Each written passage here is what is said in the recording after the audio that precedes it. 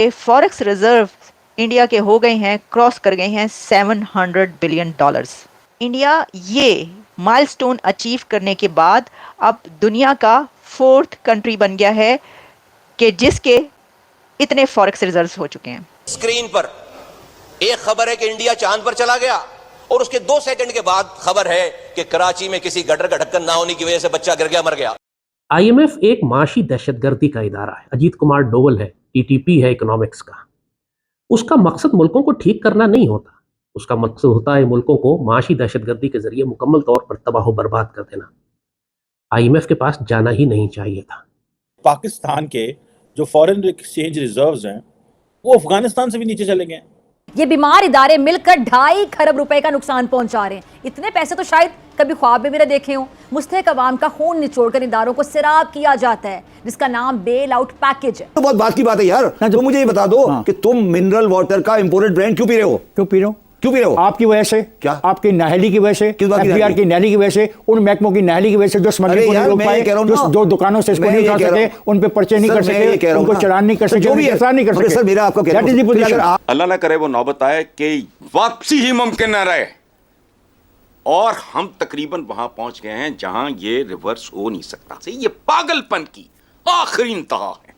वो दुनिया की सुपर ताकत बनने के ख्वाब देख रहा है और हम दिवालियापन से बचने के लिए भीख मांग रहे हैं।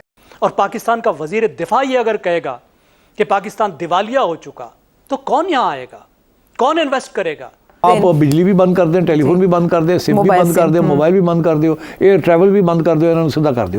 लोग चलो फाइलर बनो। सारी दुनिया में ये नहीं होता जो यहाँ है। ये ब्लैकमेलिंग हो रही है बाय वेस्टेड इंटरेस्ट।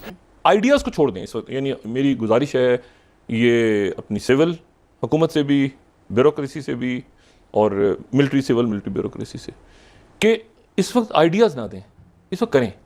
आपको पता है सबसे ज़्यादा आइडियाज़ कहाँ हैं इस वक्त? सबसे ज़्यादा आइडियाज़ कहाँ हैं? कब्रिस्तानों में। भारत ने इतिहास रच दिया है। पहली बार भारत का विदेशी मुद्रा भंडार $700 अरब के पार जा पहुंचा है।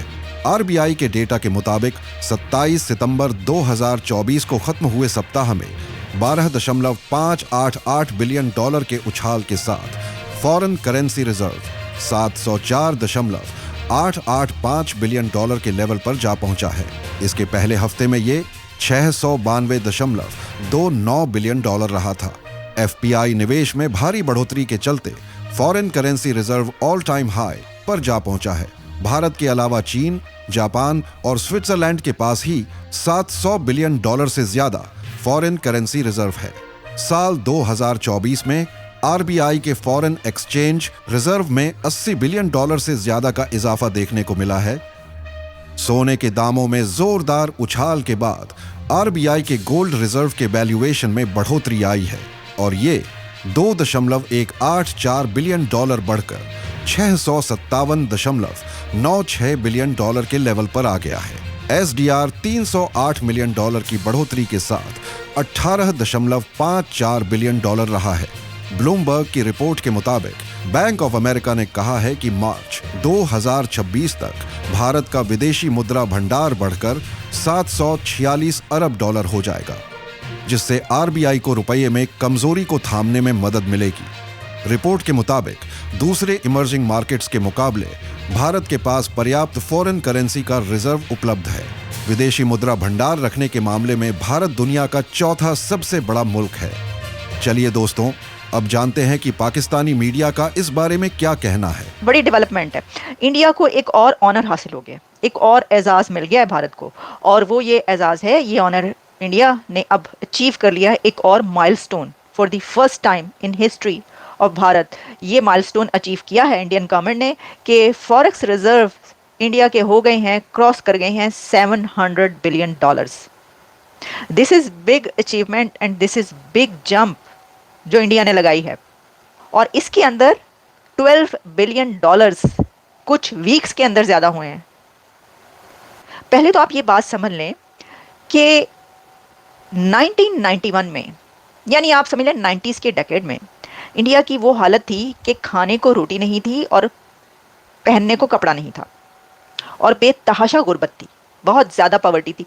वो अभी तक लोग जो है ना पाकिस्तान के बहुत सारे लोग और ये समझते हैं कि वो वहीं पर हैं, उसी 90s में रह गए, कहते हैं बड़ी पॉवर्टी है, बड़ी गुर्बत है। पाइन जाके तो देखिए आप जरा उधर कहाँ पर पहुंच गए, उन्होंने कितने मिलियंस को अपलिफ्ट किया गुर्बत से। एनीवेज वो तो एक अलग कहानी है, लेकिन 1990s के डेकेड में वो इंडिया के जो खाने को, पीने को, पहनने को तरसता था, उसके जो है बड़ा IMF के प्रोग्राम में था। अब देखें वो कहाँ पर पहुंच चुका है। ये माइलस्टोन भारत ने पहली बार हासिल किया है। $700 बिलियन कोई कम बात नहीं होती है भाई। जो गोल्ड रिजर्व्स हैं वो $65 बिलियन हैं इंडिया के पास, यानी डॉलर्स तो है ना, बाकी क्या होते हैं फॉरेन एक्सचेंज रिजर्व्स में आपके पास डॉलर्स, यूरोज, जो बड़ी सुपर पावर्स की करेंसी है दुनिया में, जो करेंसी सबसे ज़्यादा चलती है वो करेंसी हो सकती है। गोल्ड होता है, शायद सिल्वर भी होता हो, कुछ इस तरह की, यानी जो भी आपके ख़जाने होते हैं आपके पास वो। तो ये एक ऐसी खबर है जिसे पता चलता है, देखिए उनकी मेहनत भी बहुत ज़्यादा हार्ड वर्क कर रहे हैं वो, और हमें डेली बेसिस पे जो खबरें आती हैं कैसी एग्रीमेंट्स उनके हो रहे हैं, दुनिया में क्या क्या बड़े से बड़ा एग्रीमेंट हो रहा है, प्रोग्रेस जो है वो कमाल की उनकी जा रही है, पीक पर उनकी प्रोग्रेस है इंडिया वालों की। अच्छा, दूसरी तरफ पीक पर क्या है? प्रोटेस्ट। एक तरफ प्रोग्रेस पीक पर है, दूसरी तरफ प्रोटेस्ट पीक पर है। अब जरा थोड़ा सा हम कंपैरिजन कर लें जरा इसके ऊपर, जरूरी होता है ना, आपको पता है। अब देखें शहबाज शरीफ साहब क्या सोच रहे होंगे ये सुन के, देख रहे होंगे कि देखें कहाँ पर पहुंच गए, और साथ में सोच रहे होंगे हम कहाँ पर पहुंच गए। देखो मैं इतना मुश्किल से नाक रगड़ रगड़ के ज़मीन पर लकीरें निकाल कर नाक से IMF के सामने भीख मांग के कशकोल लेकर गया, भीख मांग मांग के मैंने IMF का पैसा लिया, तो यहाँ पे सड़कें ही ब्लॉक है, यहाँ पे बिजनेस ही बंद हुआ पड़ा है, मैं कितने जावा, मैं की करा, यही नहीं सोच रहे वो, यही सोच रहे होंगे, यही देख रहे हैं। तो देखिए जो हाँ पाकिस्तान में क्या चल रहा है, ऐसा प्रोटेस्ट गली गली, सड़क सड़क, हर जगह, सुबह सुबह, चौक चौक, मतलब कोई भी जगह ले लें यहाँ पे प्रोटेस्ट ना हो रहा हो, काफिले पहुंच रहे हैं, कॉन्वॉय निकल रहे हैं, वो तो लगता है फेस्टिवल हो रहा है। इधर ना इन कंट्रीज में, अमेरिका में वो फेस्टिवल होते हैं इस तरह, जी फेस्टिवल हो रहा है, हाई स्ट्रीट पर जो है वो कोई वो लगा हुआ है, वो लगा हुआ उधर, जिस तरह लोग आ रहे थे ना जोक दर जोक, कोई मेला देखने, तो मेला उत्थे मेला जड़ा होता है, मेला देखना आई, वो जो अबरारुल हक का गाना है वो वहाँ पे मेला होता है, वो वाला प्रोटेस्ट जो है मेला।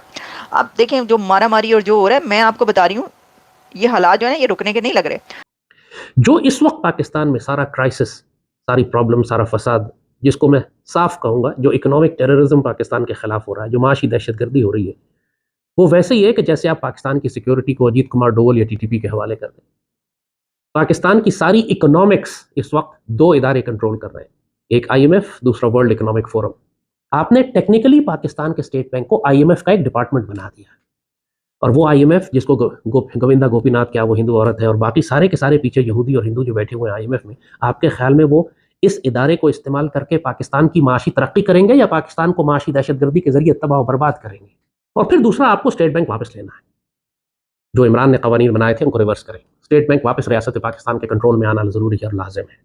ये हमारा बैंक है, कायद आज़म का बनाया हुआ बैंक है, इसको हम स्टेट बैंक के हवाले नहीं कर सकते। ऐसे ही जैसे पाकिस्तान आर्मी को और पाकिस्तान एयरफोर्स को आप इंडियंस के हवाले कर दें, आप कैसे कर सकते हैं? How can you do that? आपको सख्ती करनी पड़ेगी, आपको इंटरनेशनल प्रेशर बर्दाश्त करना पड़ेगा, वरना मुल्क में बगावत हो जाएगी। चॉइस आपके सामने, जो मर्जी कर ले। जाहिर है अंदर जब इकोनॉमिक कोलैप्स होगा और सिविल अनरेस्ट होगा और सिविल वॉर होगा, तो ये तो इंडिया को इन्वाइट करने वाली बात है, वो तो मौके की तलाश में, फिर क्या करेंगे? फिर तो मार्शल लॉ ही लगेगा।